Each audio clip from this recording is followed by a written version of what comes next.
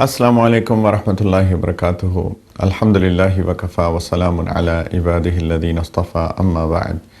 اعوذ باللہ من الشیطان الرجیم، بسم اللہ الرحمن الرحیم۔ اللہم صلی علی سیدنا و نبینا محمد وعلی آل سیدنا و حبیبنا محمد وبارک وسلم۔ حج کے ایام چل رہے ہیں، حج کے مہینے چل رہے ہیں۔ یہ ذوالقعدہ کا مہینہ حج کا مہینہ ہے، اور اس کے بعد ذوالحجہ ہے۔ تو یہ تینوں جو مہینے ہیں، شوال، ذوالقعدہ، ذوالحجہ، یہ حج کے مہینے ہیں۔ حج کی فلسفی سمجھنے کی ضرورت ہے۔ ہم نے پچھلے ہفتے بات کی تھی حج کی اہمیت پہ کہ یہ 5 پلرز میں سے ایک پلر ہے، روحانیت کی غذا ہے، روحانیت کی ایک بوسٹر ڈوز ہے۔ ہم نے اس پرسپیکٹو سے اس کے بارے میں بات کی تھی، لیکن اس کا ایک اور پرسپیکٹو جاننے کی اشد ضرورت ہے۔ اللہ تعالیٰ ہمارے رب ہیں، خالق ہیں، رب ہیں۔ خالق کا مطلب اللہ نے ہمیں بنایا ہے، ہمیں اللہ کی طرف سے ہم آئے ہیں، اللہ تعالیٰ کے پاس واپس جانے والے ہیں ہم سارے لوگ۔ انا للہ و انا الیہ راجعون کا یہی مطلب ہے۔ اور اللہ تعالیٰ ہمارے رب بھی ہیں۔ جو پہلا تعارف اللہ سبحانہ و تعالیٰ نے ہمیں اپنا کرایا سورۃ الفاتحہ میں، الحمدللہ رب العالمین، تمام تعریف اس اللہ کے لیے ہے جو رب العالمین ہے، جو سارے جہانوں کا رب ہے۔ رب کا کیا مطلب ہے؟ رب کا مطلب ہے پالنے والا، جس طرح اردو میں اس کا ترجمہ کرتے ہیں، جو ہماری ساری کی ساری ضروریات کا خیال کرتا ہے، ہماری ساری ضروریات ہم کو دیتا ہے۔ ماں کے پیٹ کے اندر کس طریقے سے اللہ تعالیٰ سارا نظام چلاتے ہیں کہ اس بچے کی ساری نشو و نما، اس کی ساری غذائیت، اس کی ساری نرشمنٹ، وہ بچے کے پیٹ میں اللہ تعالیٰ نے نظام بنایا۔ کس طریقے سے امبیلیکل کورڈ کے ذریعے بچہ جو ہے وہ ماں کے جسم کے ساتھ اس کا کنیکشن ہوتا ہے، اور اس کو ساری اس کی غذا مل رہی ہے۔ وہ ایک امنیوٹک فلوئڈ ہے، اس کے اندر وہ تیر رہا ہوتا ہے، آؤٹ آف نو ویئر، کہیں کچھ بھی نہیں ہوتا بچہ، اور اتنے کمپلیکس سسٹمز بچے کے بن جاتے ہیں۔ اس کا دماغ بن جاتا ہے، اس کی آنکھیں، اس کی زبان، اس کے کان، ہاتھ، ناک، اس کے پھیپھڑے، اس کے گردے، اس کا لیور، اس کے انٹسٹائنز، اور سب کچھ عجیب۔ اسی لیے اللہ تعالیٰ نے فرمایا کہ زمین میں نشانیاں ہیں یقین والوں کے لیے، وفی انفسکم افلا تبصرون، تمہارے اندر بھی تو کتنی نشانیاں دیکھتے نہیں ہو، دیکھو تو صحیح تمہارے اندر قدرت کی کتنی نشانیاں ہیں کہ تمہیں بنانے والا کوئی ہے۔ تو خالق بھی ہیں اللہ تعالیٰ، رب بھی ہیں، ہماری ہر ضرورت کا خیال کیا۔ جیسے ہی بچہ پیدا ہوتا ہے، ماں کے سینے سے دودھ کی نہریں جاری ہو جاتی ہیں۔ وہ ماں کا سینہ جو کہ پہلے خشک تھا، ایک دم سے دودھ کہاں سے آ گیا؟ تو اللہ تعالیٰ نے وہاں بھی پالا ہم کو۔ پھر جیسے جیسے جیسے جیسے اس بچے کی ضروریات بڑھتی جاتی ہیں، ویسے ویسے اس کی ضروریات پوری ہوتی جاتی ہیں۔ انسان کے جتنے سسٹمز ہیں اس کی ضروریات پوری ہو رہی ہیں۔ ہم کھانا کھاتے ہیں، وہ کھانا جسم کی جتنی ضروریات ہیں ان سب ضروریات کو پورا کرنے کے لیے اپنا رول پلے کر رہا ہے۔ ہمیں کوئی چوٹ لگتی ہے، کوئی کٹ لگتا ہے، پورا جسم کا نظام حرکت میں آ جاتا ہے کہ اس چوٹ کو ہیل کیسے کرنا ہے۔ ہمارے اندر اپنا ایک ڈاکٹر موجود ہے، سب سے بڑا ڈاکٹر تمہارے اندر موجود ہے، ایک نیچرل ڈاکٹر، ایک نیچرل سسٹم، ایک فطری نظام۔ ہمیں اگر کوئی کٹ لگے، ہلکا کٹ لگے، ڈیپ نہ ہو، تو باہر ویسٹ میں تو ڈاکٹرز کہتے ہیں کچھ بھی نہ کرو، صرف اس کو صاف رکھو تاکہ انفیکشن نہ ہونا پائے۔ میں ایک نارمل کٹ کی بات کروں، ڈیپ کٹ نہ ہو۔ پیپر کٹ لگ گیا فار ایگزامپل، یا کوئی اس طرح، وہ خود ہی سے ہیل ہو جائے گا۔ کیسے خود کا کیا مطلب ہے؟ اس کا مطلب ہے کہ اندر کا نظام، فطری نظام اللہ کی طرف سے ایسا ہے کہ پورا جو جسم کا میکانزم ہے وہ اس کو ٹھیک کرنے میں لگ جاتا ہے۔ اور ہم اس کے بارے میں بات کریں تو کرتے ہی جائیں گے، لیکن میرا کہنے کا مقصد صرف یہ ہے کہ وہ رب العالمین ہے، ہم سب کی ضروریات کا خیال کرنے والا، ہمیں پال رہا ہے۔ یہ تو میں اپنی بات کر رہا ہوں، آپ کی بات کر رہا ہوں، لیکن اللہ تعالیٰ کی باقی مخلوقات کی بات کریں، وہ سورج ہو، چاند ہو، ستارے ہوں، زمین ہو، درخت ہوں، پودے ہوں، جانور ہوں، ریپٹائلز ہوں، چونٹیاں ہوں، مکڑے ہوں، ایک ایک مخلوق کا خیال کر رہا ہے وہ رب۔ تو یہ اللہ تعالیٰ نے پہلا تعارف کرایا کہ تمہیں پالنے والا تمہارا رب ہے، اللہ ہے جو رب ہے تمہیں پال رہا ہے. جھوٹ مت بولنا، رشوت نہ لینا، دھوکہ نہ دینا. اللہ پالے گا تم کو، حلال رزق کمانا. جب اور قبر کے اندر یہی سوال ہوگا. قبر کے اندر سوال یہ نہیں ہوگا تمہارا خالق کون ہے، پوچھا جائے گا مر ربو کا، تمہارا رب کون تھا، کس کو تم نے زندگی میں اپنا پالنے والا سمجھا. اگر کوئی کسی کو ایک چھوٹا سا تحفہ دے دے تو اس کے دل میں اس تحفہ دینے والے کے لیے دل میں محبت آ جاتی ہے. یہ تو بڑا اچھا انسان ہے، اس نے مجھے تحفہ دیا. آف کورس تحفہ اخلاص کے ساتھ ہونا چاہیے، محبت کے ساتھ ہونا چاہیے، شو آف نہیں ہونی چاہیے. اگر اخلاص کے ساتھ تحفہ دیا جائے تو اس کا بڑا فطری جواب محبت ہوتا ہے. تو ایک تحفے پر محبت پیدا ہو جانا، تو وہ رب جس نے سب کچھ دیا، میری آنکھیں دیکھ رہی ہیں صرف اس لیے کیونکہ میرا رب نے مجھے بینائی دی، آئی سائٹ دی. میری کان سن رہے ہیں کیونکہ میرے رب نے مجھے سماعت دی، ہیئرنگ دی. میری زبان بول رہی ہے کیونکہ میرے رب نے مجھے اسپیکنگ پاور دی، گویائی دی. میرا دماغ سوچ رہا ہے کیونکہ میرے رب نے مجھے سوچنے کی طاقت دی. اور آپ کو صرف دکھانے کے لیے معاشرے میں ایسے لوگ ہوتے ہیں جن کے اندر کسی نہ کسی طرح کی چیلنج ہوتا ہے کہ وہ دیکھ نہیں سکتے، سن نہیں سکتے، سوچ نہیں سکتے، جسم بڑا ہو جاتا ہے، دماغ چھوٹا رہ جاتا ہے. تو کیا کچھ نہیں ہے میرے پاس، ایک تحفے پہ محبت ہو تو اتنے سارے تحفوں پہ کیا محبت نہیں ہونی چاہیے؟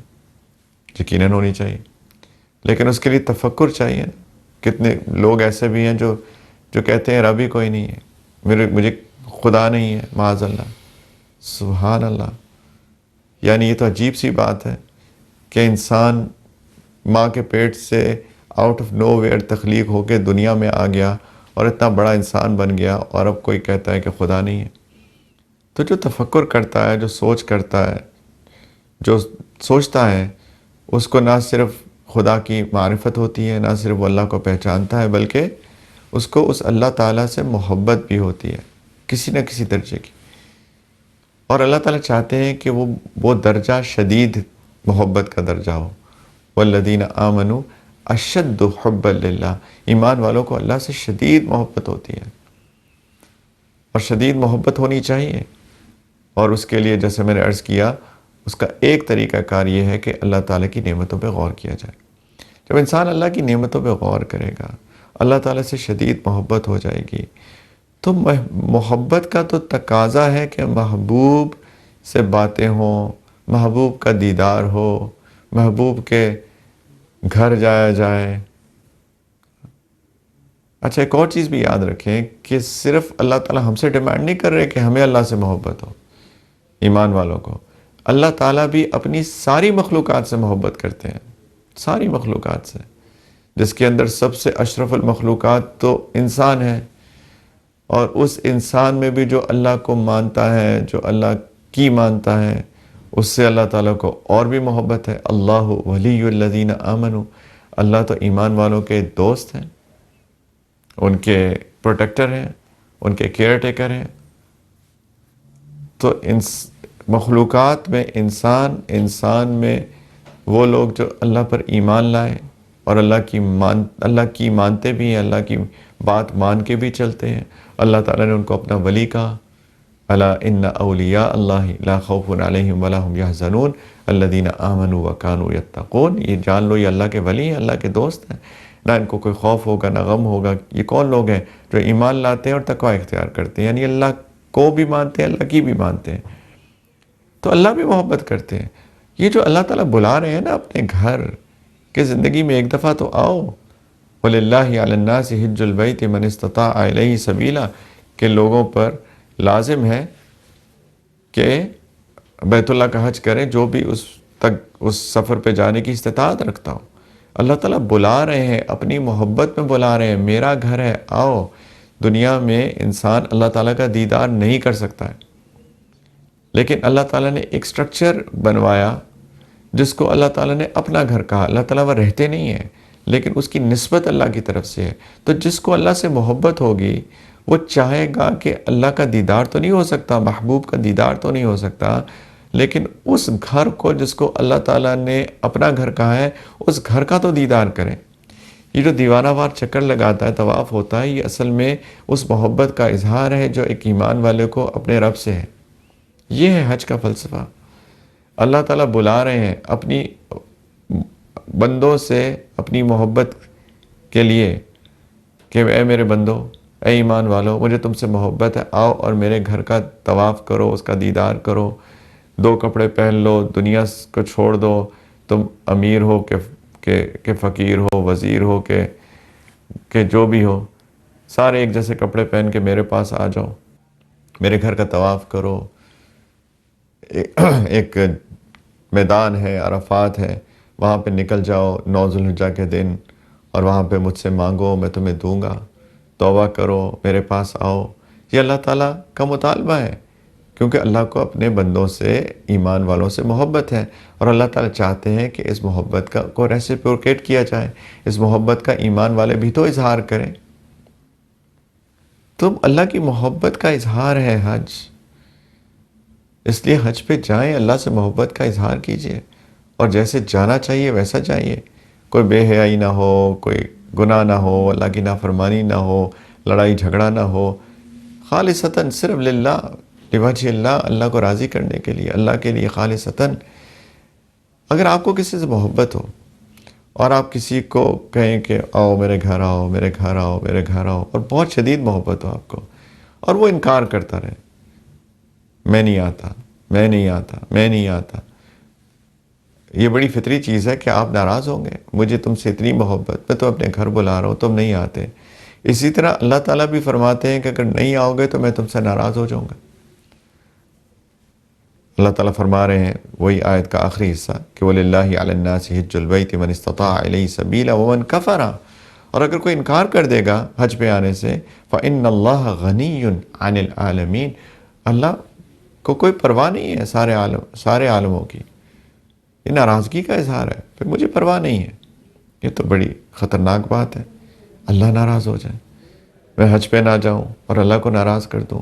اللہ تعالیٰ اپنے گھر بلا رہے ہیں اپنی محبت میں، اپنی اللہ کی محبت بندوں کے لیے اللہ تعالیٰ فرما رہے ہیں میرے گھر کا دیدار کرو، آؤ، طواف کرو، سعی کرو، عرفات جاؤ، مینا میں رہو، اپنی شیطان سے نفرت کا اظہار کرو، جمرات پہ کنکریاں مار کے مجھ سے مانگو، کہو مانگو ربنا آتنا فی الدنیا حسنۃ وفی الآخرۃ حسنۃ وقنا عذاب النار، اللہ دنیا میں بھی بہترین دیجئے، آخرت میں بھی بہترین دیجئے، مجھے جہنم کے عذاب سے بچا لیجئے، جہنم کی آگ سے بچا لیجئے، آؤ مانگو۔ یہ جو دعا ہے یہ حج کے ہی کانٹیکسٹ میں قرآن کے اندر نازل ہوئی ہے، اور بندہ کہے میں نہیں آتا، میں نہیں آتا، میں نہیں آتا، اللہ تعالیٰ کی ناراضگی ہے۔ اللہ تعالیٰ فرماتے ہیں مجھے پرواہ نہیں ہے، نہیں آتے تو نہ آؤ، اللہ تعالیٰ تو غنی ہے، اللہ کو کسی کی حاجت تو نہیں ہے، نہ میری حاجت ہے، نہ آپ کی حاجت ہے، نہ کسی کی حاجت ہے، اللہ تو غنی ہے، ہم فقیر ہیں، حاجت تو ہمیں ہے، حاجت تو مجھ کو ہے، حاجت تو آپ کو ہے۔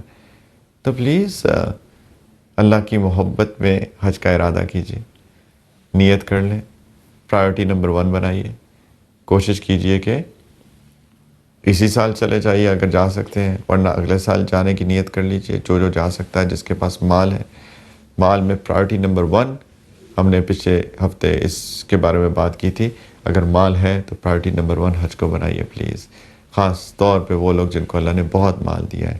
ہم ڈیلے کرتے رہتے ہیں، لیکن پلیز اللہ کی اس محبت کی پکار کو مت جھٹلائیے۔ اللہ تعالیٰ فرما رہے ہیں آؤ ہم کہیں لبیک اللہم لبیک، لبیک لا شریک لک لبیک، ان الحمد والنعمت لک والملک لا شریک لک، کہیں یا اللہ آپ نے بلایا میں حاضر ہوں، او اللہ میں حاضر ہوں، او اللہ آپ کا کوئی شریک نہیں ہے، میں حاضر ہوں۔ اس لبیک کے کلمے کے ساتھ سب لوگ حج پہ جائیں، کوشش کریں کہ جتنی جلدی ہو سکے جائیں۔ اللہ تعالیٰ ہم سب کو حج پہ بلائیں، اللہ تعالیٰ ہم سب کے دل میں اپنی شدید محبت عطا فرمائے۔ اللہ تعالیٰ جب ہمیں اپنے پاس بلائیں بالآخر تو اللہ کرے کہ اللہ ہم سے راضی ہو، ناراض نہ ہو۔ جس سے اللہ راضی ہو جائے، اس کی جب موت آتی ہے، جب وہ واپس اللہ کے پاس جاتا ہے تو اس کو تو نہ کوئی خوف ہے، نہ کوئی غم ہے، موت تو اس کے لیے نعمت ہے۔ اللہ نہ کرے اگر کسی کی موت اس حال میں آئے کہ اللہ ناراض ہو، تو یہ تو خطرے کی علامت ہے۔ اللہ تعالیٰ ہم سب کو محفوظ فرمائے۔ انشاءاللہ ایک چھوٹی سی بریک لیتے ہیں، بریک کے بعد آپ کے سوالوں کے ساتھ حاضر ہوتے ہیں۔ آپ اپنے سوالات ای میل کر سکتے ہیں deenفطرت@arydgital.tv پر۔ السلام علیکم ورحمۃ اللہ وبرکاتہ۔ Welcome back. بریک کے بعد آپ کے سوالوں کے ساتھ حاضر ہیں۔ کسی نے سوال پوچھا کہ میں نے بچپن میں حج کر لیا تھا اپنے والدین کے ساتھ، تو کیا میرا حج ہو گیا؟ جو میرے اوپر فرضیت ہے، جو میرا ایک پلر ہے میرے دین کا، کیا وہ پورا ہو گیا؟ تو اس کا جواب یہ ہے کہ وہ فرضیت تو پوری نہیں ہوئی۔ بلوغت کے بعد جب بچہ بالغ ہو جاتا ہے، ایڈلٹ ہو جاتا ہے، یعنی اس کو لڑکا یا لڑکی ہو، اس کے جو ایڈلٹ ہوڈ کے سائنز اس پہ آ جاتے ہیں، لڑکی کو مینسٹرل سائیکل شروع ہو جاتے ہیں، لڑکے کو ویٹ ڈریمز آتے ہیں، تو جب اس کے اندر بلوغت کے آثار آ جاتے ہیں، اور اگر اثر نہ آئے تو تھوڑا سا اختلاف رائے ہے، اس میں ڈفرینس اوپینین ہے کہ اجتہادی مسئلہ ہے، لیکن ایک اوپینین کے مطابق جو 15 سال کا بچہ یا بچی ہو جاتے ہیں تو پھر اگر باقی آثار نہ آئیں تو پھر وہ بالغ ہو جاتا ہے۔ اور یہ 15 سال کی جو ہم بات کرتے ہیں، یہ سال لونر کیلنڈر، اسلامی کیلنڈر کے اعتبار سے ہے۔ تو بلوغت کے بعد دوبارہ حج کرنا لازم ہوگا، تب اس کی فرضیت ادا ہوگی۔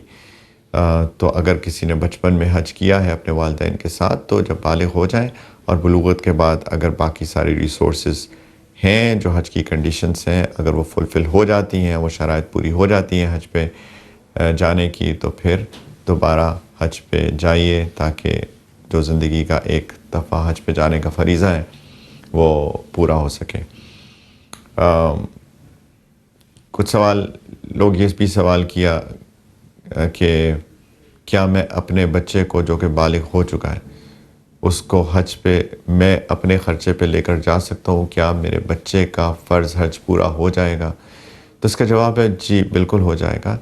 مالی عبادت ایک ایسی عبادت ہے جو کوئی کسی کے بہاف پہ بھی کر سکتا ہے۔ مثال کے طور پہ میری بیوی کے پاس گولڈ ہے، میری بیوی کے پاس سونا ہے، لیکن اس کے پاس کوئی کیش نہیں ہے، لیکن میرے پاس کیش موجود ہے، تو یہ ممکن ہے کہ میں اپنی بیوی کے سونے کی زکوٰۃ ان کے بہاف پہ دے دوں۔ یہ ممکن ہے، میں اپنی وائف سے کہوں کہ آپ اپنا سونا رکھیے، آپ کے سونے کی جو زکوٰۃ بنتی ہے میں آپ کی طرف سے ادا کر دیتا ہوں۔ یہ ممکنات میں سے، یہ پاسبلٹیز میں سے۔ اسی طریقے سے جو حج ہے وہ بھی بالکل ایسا ہی ہے کہ اگر کوئی کسی کو حج کروانا چاہے، وہ کہے کہ میں پیسے دے دیتا ہوں، تو وہ حج ہو جائے گا اس کا، اگر وہ بالغ ہے۔ اسی طریقے سے والدین اگر اپنے بالغ بچوں کے لیے جو ایڈلٹس ہو چکے ہیں ان کو حج کروا دیتے ہیں، تو ان بچوں کا جو فرض حج ہے زندگی کا وہ ادا ہو جائے گا، اور اگر بعد میں ان کو موقع نہ ملے تو ان کا فرض حج ہو گیا۔ ایک تیسرا سوال کسی نے کیا کہ میں حج پہ اپنے جا چکا ہوں، میں نے فرض حج کر لیا، لیکن اس وقت مجھے شعور نہیں تھا، مجھے عقل نہیں تھی، میں نے اس حج کو بہت ایک رسمی حج کیا، اس کے اندر نہ میں نے صحیح طریقے سے توبہ کی۔ جو حج مبرور کی نشانیوں میں سے ہے کہ انسان توبہ کر کے آئے، اپنی زندگی بدل کر آئے، نیکی تقویٰ پہ زندگی گزارنے کی نیت سے انسان حج پہ جائے، تاکہ آئے تو ایک ڈیفرنٹ لائف سٹائل ہو، ایک شریعت والا، سنت والا، تقوی والا لائف سٹائل ہو، کیونکہ حج کے مقاصد میں سے تو ایک مقصد یہ بھی ہے۔ حج مبرور اسی کو کہتے ہیں کہ تقوی کے حصول کے ساتھ انسان آئے، زندگی بدلی ہو۔ تو انہوں نے کہا کہ میں نے حج کیا، لیکن میں نے بہت رسمی سے حج کیا، زندگی نہیں بدلی، تو کیا اب میں دوبارہ حج پہ جا سکتا ہوں؟ ڈیفینیٹلی حج پہ جا سکتے ہیں آپ زندگی میں جتنی دفعہ چاہیں حج پہ جا سکتے ہیں، لیکن جو فرض حج تھا وہ تو پہلے والا ہی تھا۔ باقی جتنے بھی حج ہوں گے وہ نفل حج ہوں گے، وہ ایکسٹرا ہیں کیونکہ فرضیت ادا ہو چکی، لیکن جو نفل حج ہے وہ بھی، اس کی بھی بہت اہمیت ہے۔ حج کا پورا سفر، حج کی پوری عبادت، جو ہم اسپرچل بوسٹ کی بات کرتے ہیں، تو اسپرچل بوسٹ تو ہر حج کے سفر میں ملتی ہے۔ جتنی دفعہ بھی کوئی حج پہ جائے، اگر اس کے پاس بہت مال ہے، اپرچونٹیز ہیں، وہ جانا چاہتا ہے اور وہ جاتا ہے، تو اسپرچل بوسٹ تو اس کو ہر حج پہ ملے گی۔ اب اگر آپ کے پاس مال ہے، جانا چاہتے ہیں، تو ضرور جائیے، اور اس نیت کے ساتھ جائیے کہ اب انشاءاللہ جب میں حج کروں گا یا کروں گی تو میں اپنی زندگی انشاءاللہ تعالیٰ بدلوں گا یا بدلوں گی، اور باقی آنے والی زندگی شریعت، سنت، تقوی کے مطابق گزارنے کی انشاءاللہ تعالیٰ کوشش کروں گا تو ڈیفینیٹلی کر سکتے ہیں، لیکن بس یہ یاد رکھیں آپ کا فرض حج ہو چکا ہے، اب جو آپ حج پہ جائیں گے تو یہ آپ کا نفل حج ہوگا۔ کسی نے اور سوال لکھا ہے، یہ حج سے متعلق نہیں ہے لیکن کسی نے سوال لکھا، ای میل کیا ہے کہ کسی کی بیٹی ہے اور وہ کسی چائنیز لڑکے سے شادی کرنا چاہتی ہیں، اور وہ چائنیز لڑکا ایتھیسٹ ہے، اس کا کوئی دین ایمان نہیں ہے، اور ان کی بیٹی مسلمان ہے، تو اور وہ کہہ رہی ہے کہ وہ آہستہ آہستہ میں اس کو مسلمان کر لوں گی تو میں شادی کر لوں۔ تو دیکھیے ہمارے دین کے اندر جو اصول ہیں وہ اصول یہ ہیں کہ کوئی مسلمان لڑکی کسی مسلمان لڑکے کے علاوہ کسی سے شادی نہیں کر سکتی ہے، یہ دین کا اصول ہے، فقہی رول ہے۔ قرآن میں بھی اس واضح طور پہ اس کا ذکر ہے کہ اصول یہ ہے، پرنسپل یہ ہے کہ کوئی مسلمان لڑکی کسی غیر مسلم لڑکے سے، یعنی جو مسلمان نہیں ہو، اس سے شادی نہیں کر سکتی ہے۔ تو یہ شادی تو نہیں ہو سکتی ہے الا یہ کہ وہ لڑکا مسلمان ہو جائے، اور مسلمان ہونے کی شرط شہادتین ہے کہ وہ واقعی دل سے اقرار کرے، گواہی دے کہ اللہ تعالیٰ کے سوا کوئی معبود نہیں ہے، وہ ایک ہے، توحید پہ ایمان ہو، اور یہ کہ سیدنا محمد صلی اللہ علیہ وسلم اللہ کے آخری نبی اور آخری رسول ہیں، اور آف کورس باقی جتنے بھی ٹینٹس آف فیتھ ہوتے ہیں کہ وہ سارے پچھلی کتابوں پہ بھی ایمان لائے، سارے رسولوں پر بھی ایمان ہو، فرشتوں پر ایمان ہو، تقدیر پر ایمان ہو، قیامت کے دن پر ایمان ہو وغیرہ۔ تو یہ ساری چیزوں کے ایمان لے آنے پر یہ بلیف ہو جائے اس کے اندر، اور اس کا اقرار بھی کر دے، ٹیسٹیمونی آف فیتھ بھی ہو، تو یہ شخص مسلمان ہو جائے گا۔ اب یہ شخص مسلمان ہو جائے گا تو آپ کی بیٹی اس کے ساتھ شادی کر سکتی ہے۔ نمازیں پڑھنا وہ اسلام کے پلرز ہیں، یعنی جب ایک مسلمان ہو جائے تو اس کو یہ فرائض ہیں، اس کو کرنے ہی کرنے ہیں، چوائس نہیں ہے۔ لیکن اگر کسی سے نماز چھوٹ جاتی ہے تو ہم الا یہ کہ وہ انکار کر دے معاذ اللہ کہ نماز ہے ہی نہیں دین کے اندر، تب تو وہ اسلام کے دائرے سے خارج ہو جائے گا۔ لیکن اگر کوئی کاہلی میں، سستی میں نماز نہیں پڑھتا تو ایک بہت کبیرہ گناہ کر رہا ہے، بہت بڑا گناہ کر رہا ہے، لیکن ہم اس کو اسلام کے دائرے کے اندر ہی سمجھیں گے۔ تو خلاصہ یہ ہے کہ اس لڑکے کو کم از کم جو ٹینٹس آف فیتھ ہیں، جو ایمان کے تقاضے ہیں، جو بلیفز ہیں، جو عقائد ہیں، ان پہ عقیدہ رکھنا، بلیف رکھنا، اور زبان سے اقرار بھی کرنا کہ اللہ تعالیٰ کے سوا کوئی عبادت کے لائق نہیں ہے، اور سیدنا محمد صلی اللہ علیہ وسلم اللہ کے بندے ہیں، اللہ کے رسول ہیں، اللہ کے آخری رسول ہیں، اس چیز کو زبان سے کہنا بھی لازم ہے، اور وہ شخص مسلمان ہو جائے گا، تب آپ کی بیٹی اس کے ساتھ شادی کر سکتی ہیں۔ لیکن اس کے بغیر یہ شادی نہیں ہوگی، وہ شادی ویلڈ ہی نہیں ہوگی۔ وہ بے شک ایجاب قبول ہو، 2 گواہ ہو، سب کچھ ہو، لیکن اسلام کی رولز میں یہ شادی کنسیڈر نہیں کی جائے گی، اور یہ لڑکی اگر اس لڑکے کے ساتھ رہتی ہے تو یہ شادی نہیں ہوگی، یہ ایسے ہی ہے جیسے کوئی extramarital out of marriage relationship ہے، اور یہ جو لڑکا لڑکی ہیں یہ زنا کے مرتکب ہوں گے۔ تو پلیز یہ نہ سوچئے کہ وہ لڑکا آہستہ آہستہ مسلمان ہو جائے گا تو شادی کے بعد، یہ مت سوچئے شادی نہیں ہوگی، پہلے اس کو مسلمان کیجئے۔ اور یہ تو بہت بڑی ایکچولی نیکی ہے کہ کسی کو مسلمان کر لیا جائے، اس کو دین سمجھایا جائے، اس کو اللہ تعالیٰ کی کہ ایک جو حق دین ہے جس پہ ہمارا ایمان ہے کہ یہ حق دین ہے، تو کسی کو اس حق دین کی دعوت دی جائے، اس کو مسلمان کیا جائے، اور پھر ان کو سپورٹ کیا جائے شادی کے ذریعے سے۔